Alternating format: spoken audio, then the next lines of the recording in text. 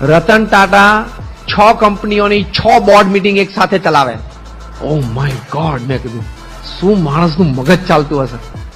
6 board meeting, 6 board room છે. Bombay house છે ને, પેડર રોડ ઉપર બોમ્બે હાઉસ, જે નામથી ટાટાની મેઇન ઓફિસ છે.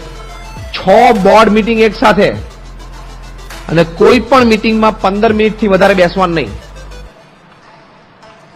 હવે ટાટા મોટર્સ 60,000 કરોડની કંપની છે, એની બોર્ડ મીટિંગ ચાલતી હોય, એન્યુઅલ મીટિંગના ડિસિઝન્સ લેવાના હોય, 15 જ મિનિટ બેસવાનું.